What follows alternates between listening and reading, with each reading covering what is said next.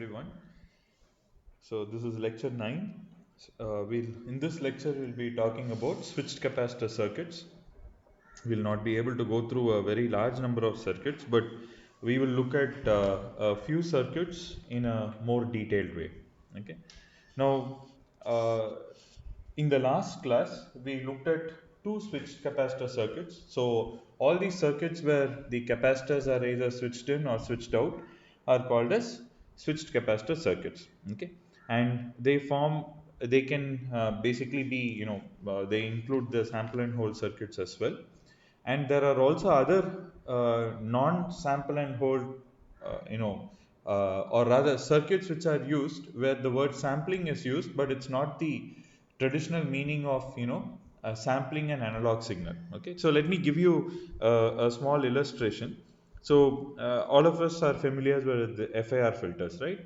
FIR or IIR filters. Now, mostly they are implemented in the digital domain, but sometimes they can also be implemented in the discrete time domain. Okay, so what is a FIR filter? It's basically, let's say you have an input sequence here, X, right? So you have a certain coefficient, let's say A1, and then you have a delay, right? And then you have another coefficient A2, you have one more delay, and so on. So these are all the different taps, and you have all those different coefficients, right? And they are all getting summed up together.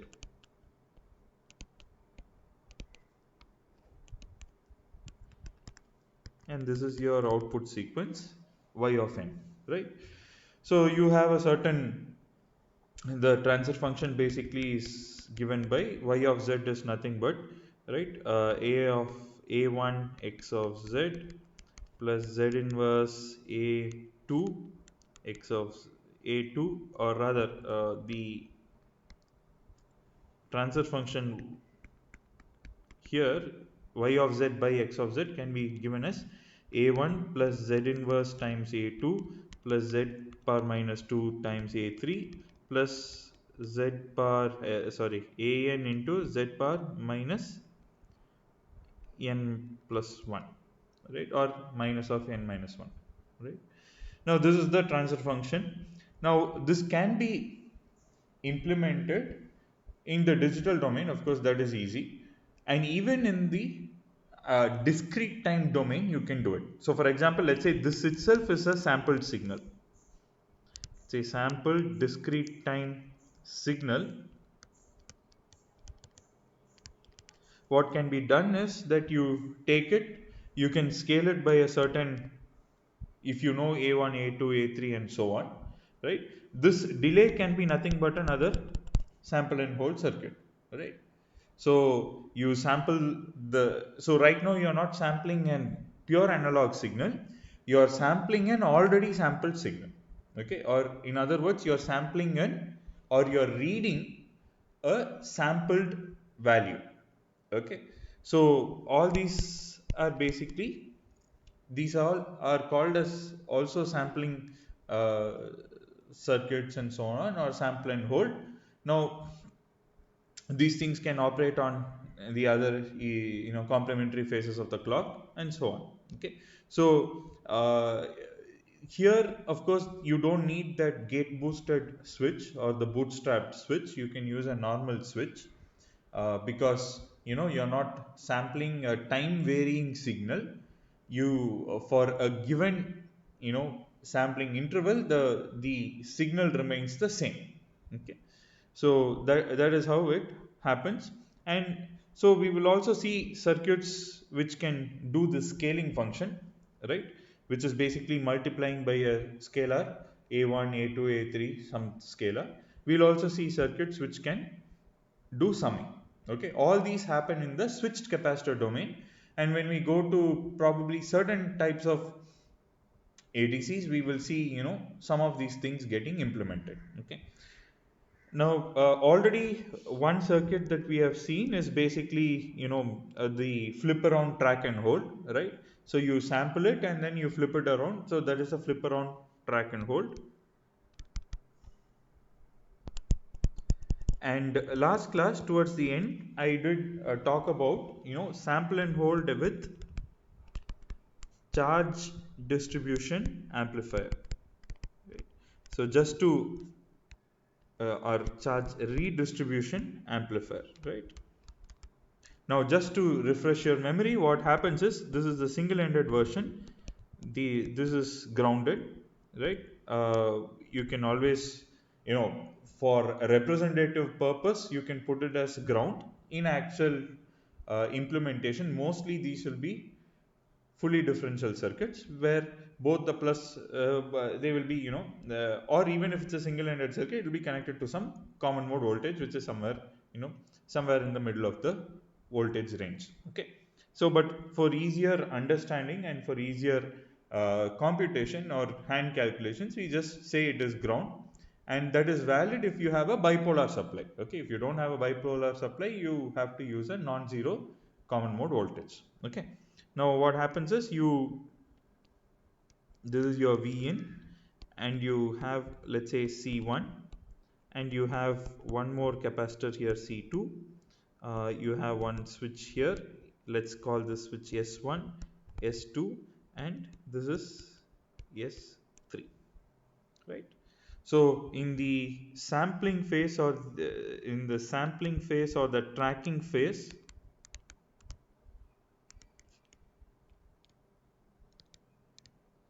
what happens is the circuit is like this,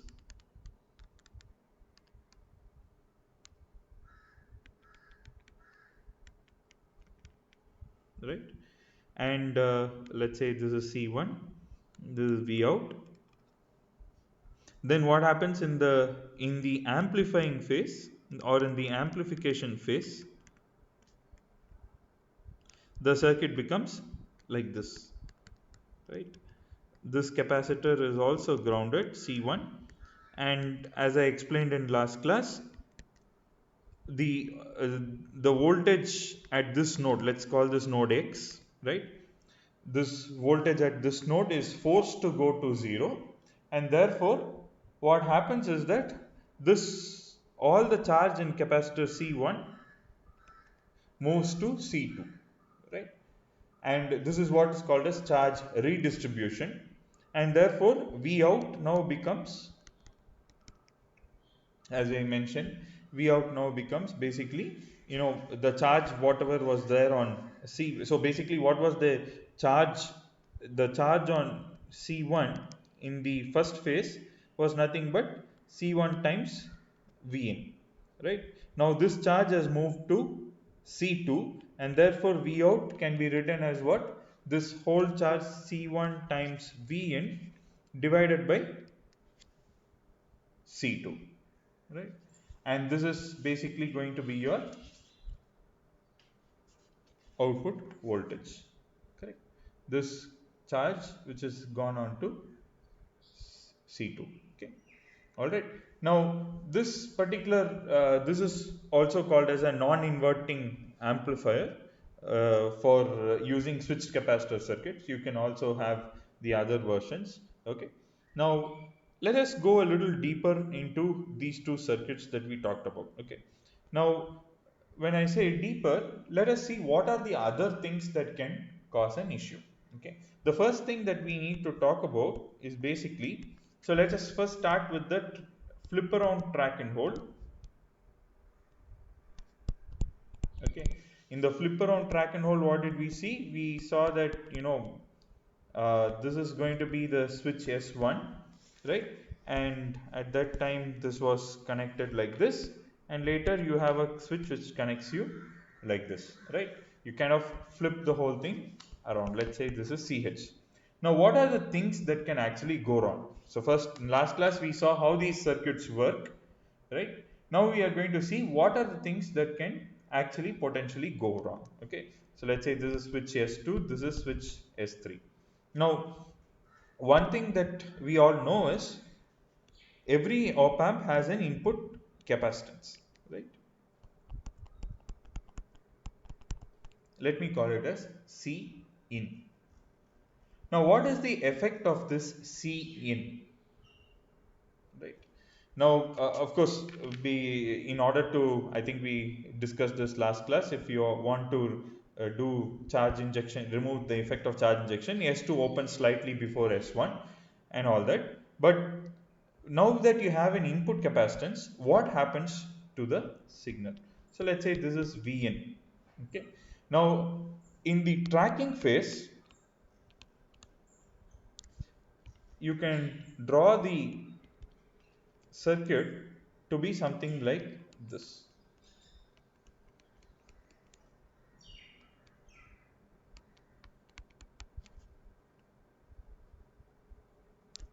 Okay, this is CH, let's say, and this is CX.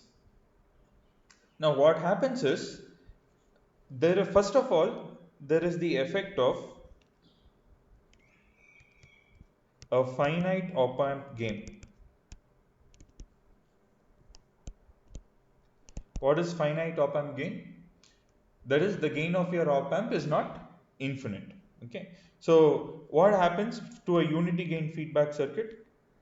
So I don't know if we have looked at it, but let's okay, let's do that. Okay, let's just take a small, this is just a small digression, because let me just call it V1. Okay, this is our unity gain feedback, correct? Now, usually what do we say? Unity gain feedback, V out is equal to V1. That is what we usually say. But to quantify it in a better way, okay, let us write some equations and then see. Now, how can we write equations? So, V out can be written as what? A times, A being the open loop gain, is the open loop gain of the op amp. Okay, A times V plus minus V minus, right? The plus voltage minus the minus voltage, right? The voltage at the plus terminal minus the voltage at the minus terminal. This is nothing but V1 minus V out, correct? Because of the unity gain feedback. Now you just rearrange terms.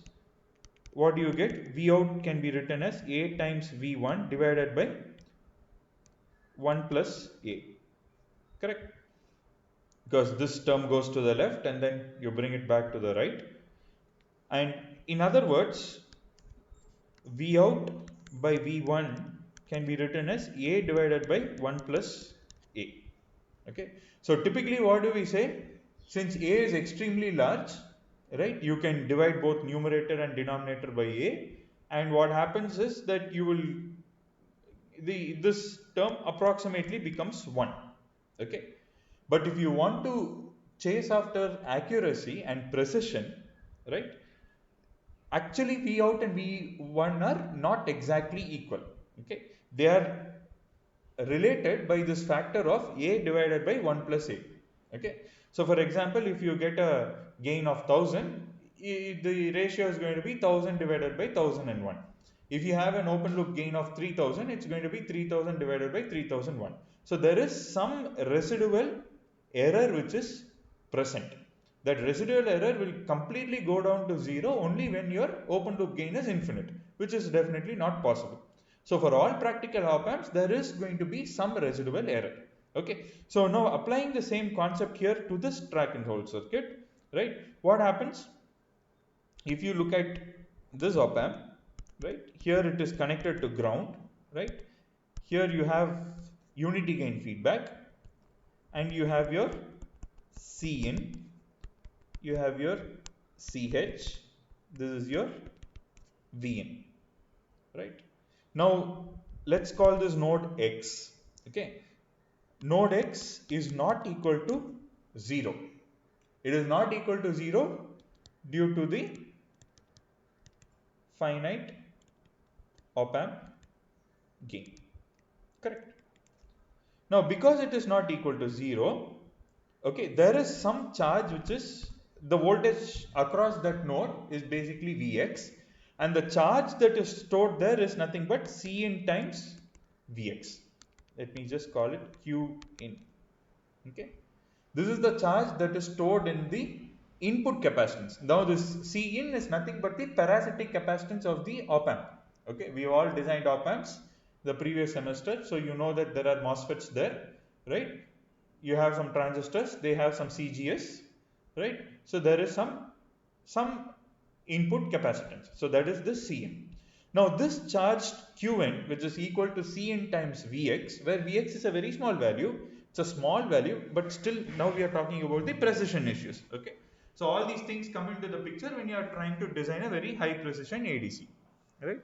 So now this charge has to come, because of charge conservation, it has to come like this. Okay, so which means let's just say there is some V naught across CH. Okay, and now this extra charge Q Cn times Vx is drawn through this input, right? And therefore the total charge on H, total charge on the capacitor CH, is equal to CH times V naught plus Cn times Vx. Okay, and therefore the actual charge which is sitting on top of your actual voltage, that is across CH, can be written as CH V naught plus Cn Vx divided by CH. Okay. Now we can also write Vx is equal to V out minus CH V naught plus Cn Vx divided by CH. Okay, and we also know that Vx is nothing but minus V out divided by A, because of the, where A is the open loop gain of the op amp. Now if you equate the two, you basically get V out minus V out by A is equal to V out minus CH V naught plus Cn Vx divided by CH. You rearrange the terms and so on, you will get V out is equal to V naught divided by 1 plus 1 by AV1, or rather 1 plus A, let me just put A, Cn divided by CH plus 1. Okay, so what we see here is minimizing Cn and increasing A, both are required for precision applications. So typically we tend to think of the input capacitance mainly in terms of speed, right? The other the capacitance, the slower it will become. But what we see here is, you will know that the precision itself is basically dependent on the input capacitance and the open loop gain A. Okay, so which is why, if you recall, I think couple of classes back, when I showed what happens in a sample and hold circuit, I said that because of the finite gain of the op amp, you will have some static accuracy issues, right? Where your input, let's say it's going and settling, and your input was something like this. The black curve is the output after the sample and hold. So here basically you have some settling static accuracy issues which stem from this particular issue. Okay, so of course this is the sample phase. In the hold phase, basically the equation was written for the hold phase, where you have Cn, this is Vx, you have this is your CH.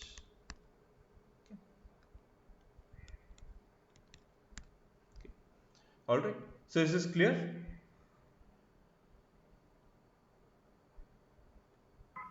Yes, sir. Okay, so we have to be careful about this capacitor Cin, because it will reduce our efficiency, our accuracy. Okay, now the same way, when you talk about, let's say, your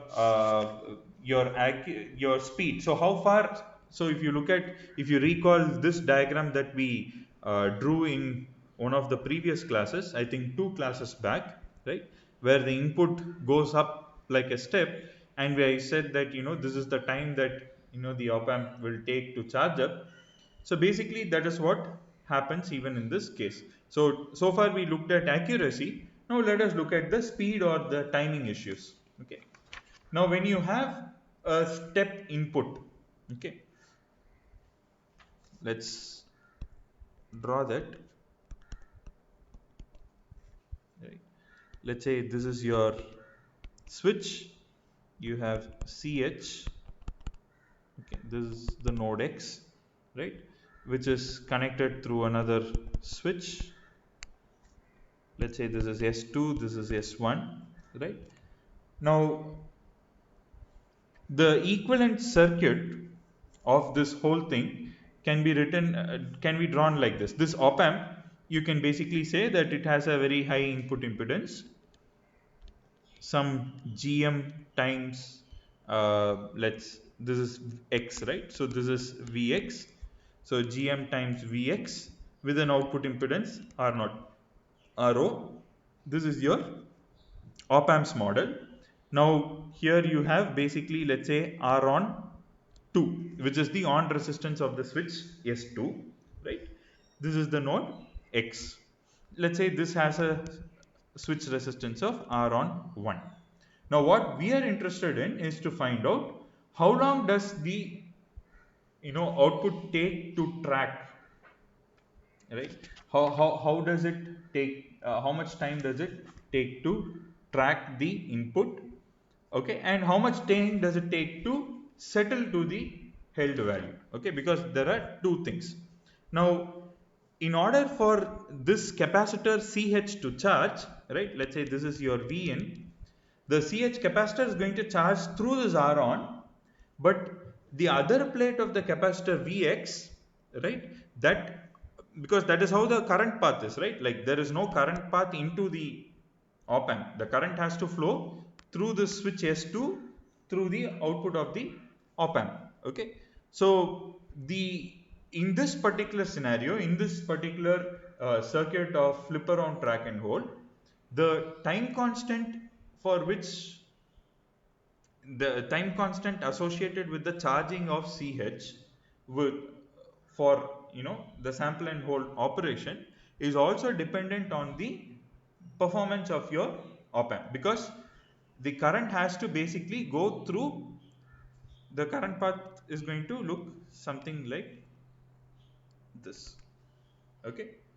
All right. So now what we are interested in is what is the input impedance seen from here, right? That is basically what is the input impedance seen from here. So what we can do is basically we can say that we will put a test voltage source, measure the current IT. Okay. So that becomes easy. So what is IT? So basically let's do a KCL at this particular node.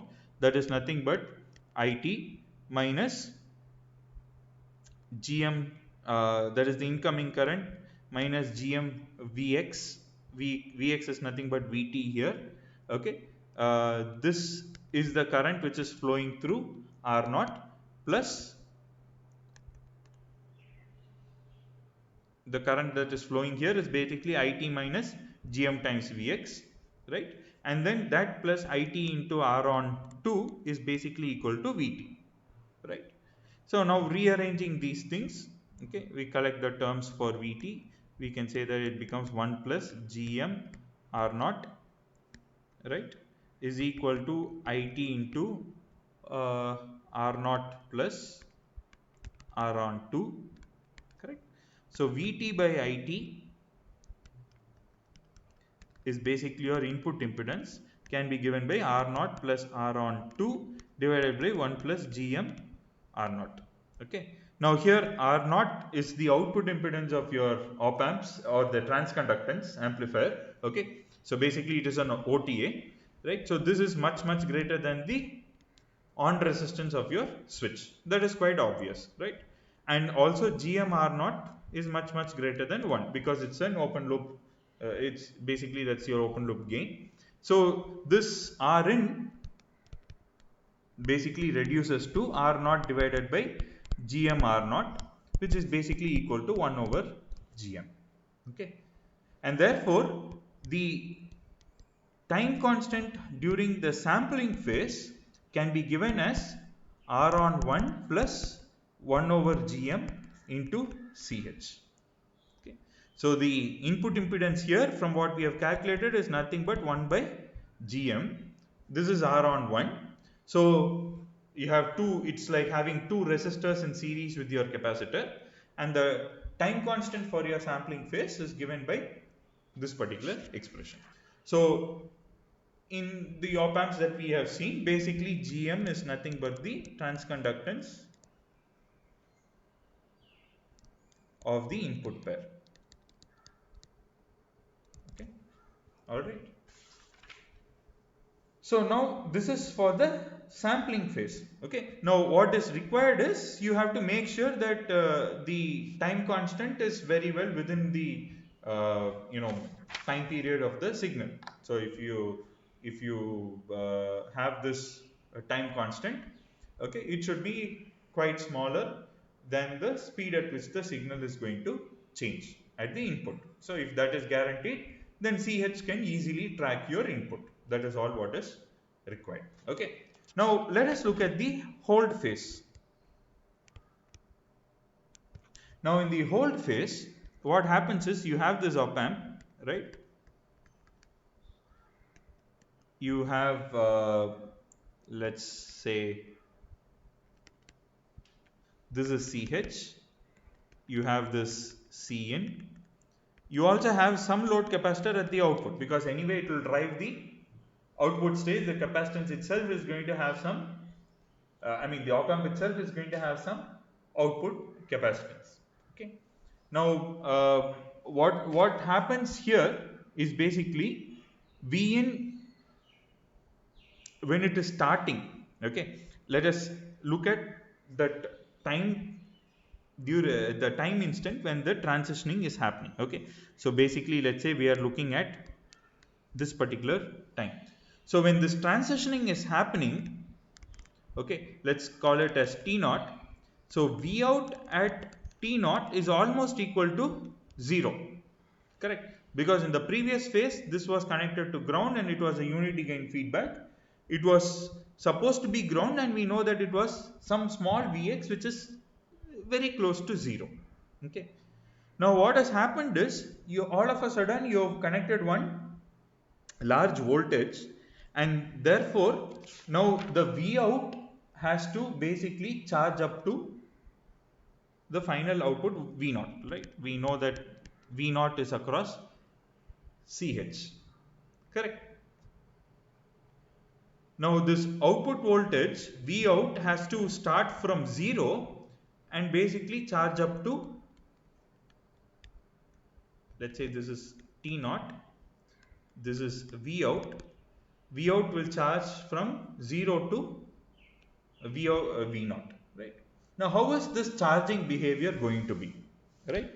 Now obviously this charging behavior is going to be dependent on the characteristics of the op amp, right, which definitely depends on its GM.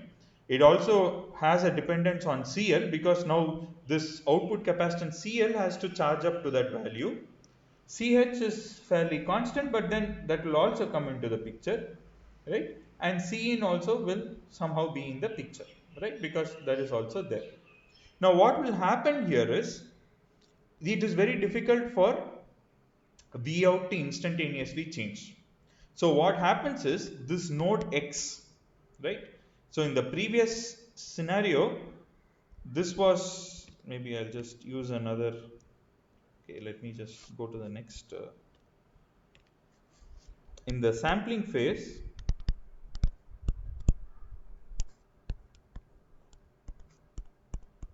this was at ground, this was in unity gain feedback. So this was almost at 0 volt, this is also at almost 0 volt, this is at V in, let's say this is the charge V naught. Okay, so if you neglect that small Vx, V in is approximately equal to V naught, right? Now this node X now experiences a very quick transition, right? Now the same polarity minus plus V naught has come, right? and this is V out. Let's just say this is a snapshot at time t equal to t naught plus a small delta t. Okay. Now what will happen is V out, because of this load capacitor, cannot immediately charge up to V naught. So in order to maintain KVL, what will happen is this node X, Vx, will basically go down. It will jump down because none of the capacitors can, immediately charge or discharge. It will jump down by minus V naught, and then so this will basically go to minus V naught approximately. Okay, even Cin cannot directly charge, so that just stays as a battery, right? And Cin is a very small thing, so that will kind of jump down, right? And this is minus V naught plus V naught, and V out will be maintained, right? Let me draw the V out curve also simultaneously. You are here, and then what happens is slowly this curve starts charging up. Okay, at the same time this curve starts charging up to V naught. This is 0. Okay. Let's say this is the time instant t naught. Okay, so this is basically what is going to happen. All right, so this node X, because the capacitance there is very small, that can quickly jump, that can get quickly charged or discharged. So that will jump down to minus V naught, and then it will take some time for V out to. So when it jumps down to V naught here, what happens at the input of the op amp? You have a very large difference, right? V plus is at 0 and V minus is at minus V naught. So there will be, the op amp will kind of kick into operation, and it will try to make sure that V plus and V minus are equal, and so it will pump out current and charge up that node V out such that it is going to go close to V out, V naught. Okay, so you can of course draw the same small signal equivalent circuit here, right? This is C in, and this is your Vx, right? And here you have Gm times Vx, you have R naught, and you have Cl, and here we have CH, right? We have CH. Now basically the thing is that at Vx there is basically a big difference which has happened. So let's just say that there is a, let's call it Vs. Okay, so what is needed here is basically to basically this is just to help us to analyze. We want to know how fast does V out change with respect to Vs, or rather, in other words, V out by Vs of S is equal to what? So this analysis is given in the book. So this I have taken from Razavi's analog VLSI book. It's chapter 13 in the recent edition, right? Which is, I think, the uh, second edition. Yeah, second edition Razavi. It is in chapter 13. You can go through that expression, and you basically get a time constant, right? Which is basically given something like this: C in plus 1 plus C in by CH into CL. So as we predicted, the time constant of this V out rising up has a dependence on GM, has a dependence on C in, CH and CL. Okay, and in one way you can say that it is more like it's a series combination of Cn and CH in parallel with CL in parallel with 1 over GM. Okay, that's an approximate way of looking at it. And even before this time, sometimes what happens is, if your V naught is quite large, instead of just the first order time constant happening here, slewing can also occur. Okay, so if this step V naught is going to be larger, okay, then what can happen is initially the op amp will slew, and then it will, and then the first order response will basically kick in. Okay, and if the phase margin of your op amp here is not going to be good, right? So let's say including the effect of slew rate, including the effect of phase margin. Okay, now what will happen is basically if your input is going to go up like this, your output will initially go like this. This is because of the slew, due to the slewing of the op amp slewing. Let me just say this is because of op amp slewing, and then it will probably, okay, the first order response kicks in, okay, or rather it starts kicking in. But because it's not just the first order response, because of the other parasitic poles, you are basically going to get a certain overshoot. So this is because of phase margin not being, greater than 90 degrees or 60 degrees. So a little bit of ringing, depending, the amount of ringing will also depend on the phase margin that you have. And basically then finally static accuracy, which you have already seen, right, will come in. So all these things are contributing to the way in which yours, so all these things will limit the speed at which you can operate your sample and hold circuits. Okay, so the same concepts apply even for this charge redistribution amplifier. So let's use the same concepts. Even though we may not derive all those things, we do understand what are the problems associated, right? So you have S1, let's say C1, this is C2, and this is S2, this is S3, right?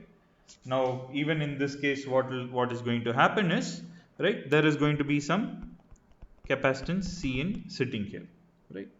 Now what will happen is that this Cin will also get charged to C1, or in other words some part of the input thing will go into C1 Cin, right? Then what happens? Of course, the discussion on charge injection and other things are there. So usually S2 is opened slightly before S1. Okay, so this makes sure that charge injection is only is a constant offset. Okay, so and then you have the shorting of C1, right? And again you have the output going up, right? And you will see that, same kind of things. Cin basically is going to reduce your accuracy. Again you want A, and for accuracy Cin should be minimized and A should be maximized. Okay, there is you can of course do the simple calculations there. It's there in the book, you can just take a look at it, right? And this is also called as a non-inverting amplifier because now you have a ratio of C1 by C2. So this is basically your gain. Okay, so for example, if you put this as some 1 picofarad and this to be some 250 femtofarad, basically you will get a gain of 4. Okay, and usually on chip capacitor ratios are quite accurate. So although you do have capacitor mismatches, right, usually capacitor ratios are better. Okay, that's what we will keep seeing. So the actual absolute values of the capacitors might drift from, process to process, chip to chip, and so on. But typically, capacitor ratios are quite reliable on chip. Okay, so if let's say you have put two capacitors C1 and C2 in a ratio of 4, although you have random mismatch, although you have process variation and so on, the ratios are fairly decent. Okay, of course beyond a point you cannot expect, but then compared to resistor ratios, like what happens in a non-inverting amplifier using resistors, you have two resistors, and the accuracy of your amplifier is limited to the accuracy of your resistor ratios, right? R1 and R2. Now comparing to resistors, the capacitor ratios are much better on chip. Okay, although the absolute values might drift, the ratios still remain fairly decent up to a reasonable amount of precision. Okay, now the same way, here again you have the output to be charged, right? So this has to charge down to 0, and that capacitance has to go, the charge has to go to capacitance C2. So all of that is going to take a certain finite amount of time, and that finite amount of time obviously is going to depend on the op amp's performance. Again, you do have some messy long equations. The point here is not about how do you derive them accurately. The point is, like, what is the information that you get out of the whole thing. Okay, we know here settling is going to be a function of gm, and it's going to be a function of C1, C2, and there will be a load capacitor here, CL, right? So these are the, and also the input capacitance, CM. Okay, so approximately, a kind of a rule of thumb, an approximate way of writing it is basically to say that this is C1, you have C in, and you have C2, and you have a resistor of 1 over Gm, and you have a capacitance of Cl. So if you can find the time constant of this, you basically find the time constant. Time constant can be found by basically looking at this equivalent circuit. Okay, so this is a very good approximation, and it's a fairly good approximation, where instead of going through the heavy math, you can basically look at this. You can say that C1 and C in are in parallel, so you can say C1 plus C in, that is in series with C2, and the whole thing is in parallel with CL, right? And now what happens is, sorry, this is the whole thing, and this transconductance actually is reduced by the feedback factor. So it is Gm into C1 plus C2 plus Cin divided by C2. So this is the feedback factor, right? The feedback factor, this into Gm, that is the value of the resistance. With this you can basically find out the tau. All right. All what we are getting from here is basically that if you have a larger capacitance and a smaller Gm, right, your circuit is going to take a longer time to settle. So if you want faster settling, you basically need a higher Gm, right? So Gm higher, you basically have faster settling. Okay, basically Gm being higher typically includes more current. Okay, basically it becomes power dissipation increases. Okay, so this is a very fundamental relationship that is always applicable to all these analog and mixed signal circuits. If you want things to settle fast, you need smaller capacitances, and you also need larger transconductance. And for getting larger transconductance, you need larger current, and larger current means larger power dissipation. So there is always a connection between power dissipation and settling speed, settling and speed. Okay, so if you want a faster settling, your sample and hold circuit or your switched capacitor circuits to settle very fast, you have to burn more current. Increase the current, increase your GM, and you'll basically be able to settle very fast. Okay, so this is the fundamental relationship that you will get it. Okay, because all the mathematics that we do, we should be able to get some understanding on how to design circuits. There is no price for deriving very elaborate equations. That at the end of the day, after deriving something, you should be able to translate it to design specifications. If you don't do that, there is no point in doing all the derivations. Okay, so all we are saying is that if you want faster settling, increase your GM, which is done by increasing current typically.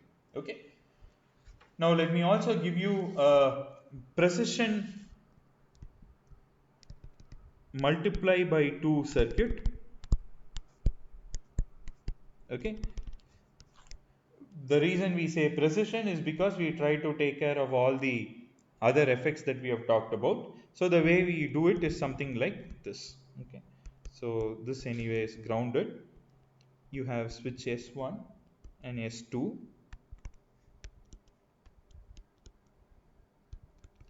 The concept is very simple. Instead of having one capacitor, you have two identical capacitors. Okay, and then of course this is S3, and basically this is S4, and this is S5. Okay, so in the sampling mode or in the sampling phase, what we basically do is the op amp is like this. The op amp is connected in a unity gain configuration, right? And these two capacitors are charged simultaneously. Okay, C1 and C2. This is Vn. Okay, so basically, of course, this will be almost at ground, and you have Vn stored on C1 and Vn stored on C2. Okay, C1 and C2 are equal in this case. Okay, then what happens in the amplification phase? Now this precision multiply by 2 circuit we will be actually using in pipeline ADCs and so on. So these are all different building blocks. So when we actually start using, when we actually start building a full ADC, you will start using, things like this. Okay, so that's why we are learning these circuits. So in the amplification phase, what happens is C2 is connected to ground. Okay, and C1 is flipped around and connected like this. Okay, so now what will happen is this has got, let me just use another color. So this has got, let's say, V in, this has got, let's say, V in. Of course, the exact thing will be slightly lesser because of the input capacitance that will be there, but let's just assume for the simplification that V in is stored on both these capacitance. Okay, now what will happen is here you have a large difference. This is what happens immediately after the amplification stage, right? Now you have a large difference at the input of your op amp. So what will happen? This op amp will work in such a way that it will basically push both V plus and V minus to be equal. So what will happen is this capacitor's voltage will go down from V into ground, right?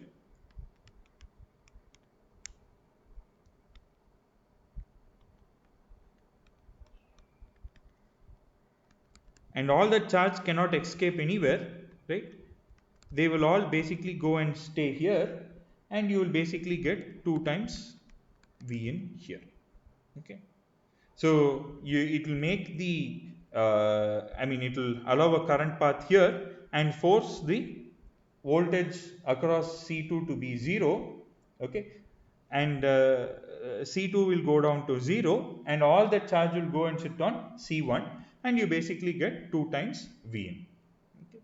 So the advantage here is that in the previous thing, so here when you have C in, both the capacitors are seeing the same amount of charge being reduced, and that basically gets you know that is more, this circuit is more precise than the previous one. You can also have C1 by C2 in the previous thing, but this is a precision multiplied by 2 circuit. Okay, any doubts, any questions?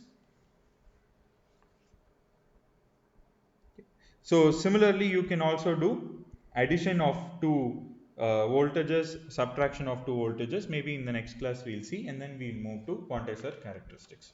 Okay, all right, so thanks everyone and have a nice day. Thank you, sir.